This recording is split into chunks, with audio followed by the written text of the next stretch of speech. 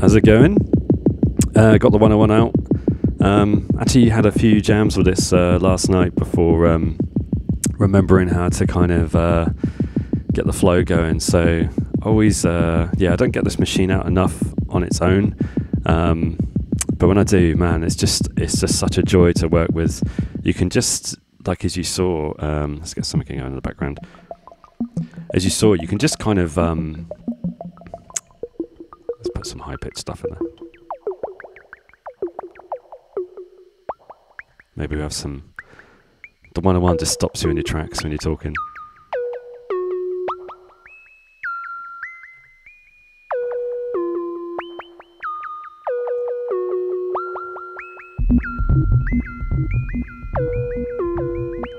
Yeah, it's a bit of ambient-y stuff in the background. But... yeah, it's just such a joy to work with. You can just play around and like simple kind of envelope adjustments, and it's surprising when you take away a lot of the complexity of a piece of equipment and then just kind of work with some simple stuff. Like I've got as you saw, borrowed this from my partner, who's borrowed it from somebody else. I'm not sure if it's ours, but it might be. It's ours for the moment, at least. Just a simple boss delay. Pretty cool, quite crunchy. And also just the Motu, what is it? The Ultralite Mark III hybrid, I think it was. Quite old now, but they have they have some reverb and EQ and kind of stuff. A bit of compression in there just to kind of like deal with the kind of extremities. I mean, the 101 generally, you can go pretty much anywhere without it getting too crazy. And worst case, you can just kind of use the volume on the side here pretty quickly. It kind of feels, I don't know what the curve is on this, but it's really easy to, it's really expressive if it doesn't crackle like they tend to always do at certain points. Yeah, so it's really playable. The built-in sequencer, something that they should basically put in every synth on the planet, I feel, that you can just program something in quick. The way that works is you just press load, hit some notes, press play, done. And I often trigger that sequencer from like a drum machine, like a 606 or something, which was kind of like the combo I had, and still have actually since I was like 15 or something. That was kind of always, although this isn't the same machine I had back then. I sold mine and then bought this one. I don't know, maybe 5 years ago, perhaps, maybe a bit longer. I'm not sure. Obviously for way more than what I bought my original one, but such is life. Very happy to keep this one. There's lots of clones out there. They're probably all great. I'm used to this one, so this is why I got this one. And I'm not a big Behringer fan because they always break. Basically, I've had Behringer products before, and they always just break for me. But there's some crazy cheap products out there, so if you don't mind throwing your stuff away every few months and buying a new one, I guess that's probably what it is. Or you probably get lucky. I'm sure they're not all like that. But yeah, I thought I'd just jump on and make a video. I did a performance the night before last. What would that be? Friday night. So we're Sunday morning at the moment. Worked really well. Like, some of you have been watching the videos and see me kind of developing a process, and the equipment's still in the bag or in the box. I bought a nice pally case. So I've spent some time cutting some foam before rushing out to play. So yeah, I'm going to hopefully play. Well, not hopefully. I will be playing a lot more, which is really exciting. The sound system was really good at this venue called Endeavour, which is basically a pub with a basement, which is typical for London. And they're run by these incredible couple that run a night called Until We Catch Fire. So this was like their fourth one. They do like free food. It's like, donation kind of to get in, suggested price. Just amazing, right? Really, really like that sort of feel. The community there is really great. The people there, the people that attend are really great. Everyone's really excited. Everyone's really supportive. You always get some weird stuff there. There was a guy called Pascal, I forget his artist name, but super nice guy. He kept saying, this is the nakedest I've ever performed, and he just had his iPhone and a microphone, and then he started getting undressed, and I was like, wait a minute. But he kept some of his clothes on. Not that I would have minded, I suppose, but it really relaxed me. I was like, well, if this guy can get undressed in front of people, then I got nothing to worry about. So I was super relaxed. Really enjoyed it. I never really enjoy live performing, and I did when I was younger occasionally, but yeah, this is probably the best feeling I've had so far in terms of being level. Wasn't like super buzzing, and then afterwards typically you get this massive adrenaline rush and you're like yakking to people, oh yeah, but I didn't have that either, which was great, because I hate that up and down. So it was cool. So I'll probably I think I'll just be doing more sketches and new live stuff in the future. I don't know whether I'm going to record what I did, because I don't know, we'll see, maybe. Just want to kind of move forward, and so I'm probably going to take a lot of the lessons I learned from setting up the analog rhythm, which is what I took with future stuff. So I'll probably work on future stuff put on YouTube, and then we'll see how it goes. So I've got some more live stuff coming up later this month around UK. So probably be jamming some stuff. So yeah, I took the rhythm, I took the Lexicon LXP1, I took the Boss RE202, and I borrowed my partner's RNLA, really nice leveling amp. I don't know what the company is actually that makes them. It's some name, I forget, but that's, they do two, but basically it's the GUI one, which I've not heard the other one, but it sounds cool. I think that's what and the Mackie mixer, obviously. So that was obviously because it's pretty much the thing I work on the most, and then occasionally playing with some effects and stuff, but on the rhythm. But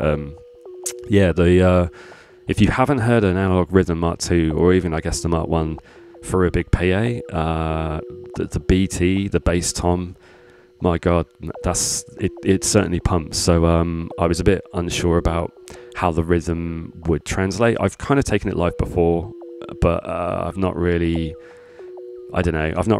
kind of worked myself into a corner basically in previous stuff, such as The Life of Anxiety. You just get in your head and don't hear stuff. This time I was really super relaxed, as I say, and hit that bass drum in soundcheck and things started rattling, so I was quite happy with that. But yeah, so I figured, I'd just jump on the 101 and have a play around. I want to kind of do some 101 videos more often. I feel like it's something I know well enough, but want to keep on top of, and just kind of playing around with it. You can, just do lots of crazy kind of, it goes 90s very quickly, but maybe that's just because I've had one since the 90s, but got loads of you get moments of LFO, because they obviously use one. Bloody everyone's used one. But yeah, a cool synth. I'd recommend finding a rich friend who's got one, and they normally rich people have lots of synthesizers. Quite often don't use them, I find. So you can just kind of probably put it under your arm and and walk out with it, and they probably won't notice, and then borrow it for a long period of time, or get one of the clones, or use one of the software ones. I'm sure like the Tower one's probably alright, and the Roland Cloud stuff's kind of fun. I would say like just using a hands-on synth though for me at least, it's a very different experience, because you can it's I don't know, it's a real thing for a starter. The sound is pretty comparable, but I don't know, there's something very different about reaching and touching pieces of real life, and you're connected with it, right? And you're kind of playing around with it, and you've got two hands, and it's a very different thing. It feels very, very different. And I think people often struggle. They talk about tactility. They often struggle to really articulate that more, and I'm probably not going to do any better a job. But yeah, I think it's worth exploring if you can get your hands on a synth. I would say though, some synths like the Moog, the Mother 32s, they're pretty cool, but like I kind of grew up around sliders and the Moog dials, and it just looks very glossy and Rolls Roycey, and I don't have that same like excitement like using that physical item. I could probably, it's whatever. So it's not just a physical thing. There's something else there. I'm not a nostalgic person at all, but obviously history has an impact, experience and whatnot. But it's worth trying stuff out in shops and rich friends' flats and whatnot. So yeah, it's cool. This reminds me always. I always forget the name of the album. Actually, it's the Luke Vibert and Simmons album on Reflex. I think must have been like mid-90s. I think the album's called Veers, or the artist they collaborate with Veers. I forget. If you Google, or not Google, if you search Luke Vibert or Vibert, Simmons and Veers, it will come up on Reflex. And there's all these sort of like slow, like really long, like 18-minute, maybe even longer, sort of 101, possibly 202 like patterns, and through delays and stuff. I really enjoyed that album because it's so raw, and I don't think you'd get like Luke Vibert doing that sort of thing quite now, because his stuff is pretty amazing in terms of production and all that kind of stuff. So but they should, it's pretty cool. Lots of really cool Vibert-esque sort of 707 drum patterns in there, but probably slightly before, at least I was aware of, his more sort of classic swinging kind of sound, but it's sort of it's in there in its early form, or with that 707. So I had a 707 I think at the time when I had that album, or had just sold it, and I'd never really got along with the 707 particularly, because I was doing sort of techno stuff at the time. I think I got mine because Dave Clark done a classic track called Hot on the Heels of Love, I want to say. I think it was that, and it had some, and also I think maybe one of the Red tracks perhaps had it. They had this like distorted 707 cowbell in there. So you could distort the 707 and the 727, which was the kind of like the other drum sounds. I want to say they called it the Latin drum machine, but I'm not 100% sure on that. Yeah, I forgot I had one of them actually for a short period of time. But they're not particularly versatile in terms of sound sculptability. And the 606, which is what I always use, or always used then and still do now, is like you can kind of, even just the volume changes can change the quality of them. So being a more digital sound than the 707, 727, it was sort of a bit more limiting. So that's why I got rid of mine. But I probably should have kept them, to be honest, because they're pretty rocking. And yeah, after hearing Luke Vibert use one, you're just like, oh right, they do sound good then. It's always a way, isn't it? So but yeah, I don't want to make this video too long, because I had a go at doing this video last night when I was pretty tired, and I'm still kind of getting over this flipping cold, and COVID's flying around again, so seems to be lingering. So yeah, you probably don't want to hear me talk too long, because I'll probably like start having a coughing fit. But yeah, 101s are cool, right? There's I like this range thing. You can just do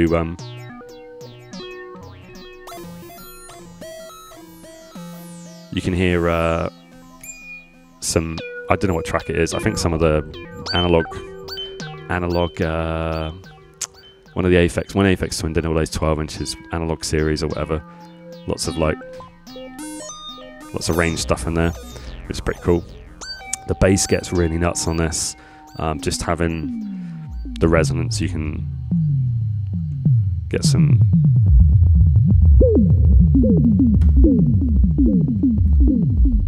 Let's turn this flipping delay off. So you can get these sort of like 808-esque kind of basses, because it's of that same era.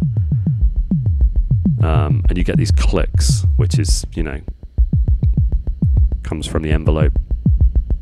Just really, I just love the kick drum sound of this. So I was thinking maybe to do a whole live set. I wanted to do a whole live set just using the 101 actually. I bought Sawtooth. I mean, it's just such a joy.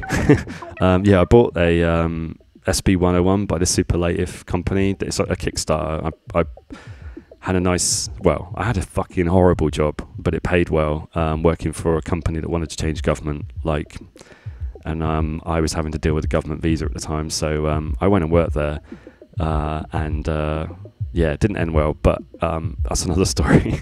Who would have thought I'd like working in government, eh? Yeah, but they paid okay, so I put a bid on an SB-01, the Superlative thing, which is supposed to be like I think it's called the Space Bee or something, and it's like a reimagining of the 101 for the future, they say. But it's been 4 years since the Kickstarter helped hit its target, so the future's probably gone.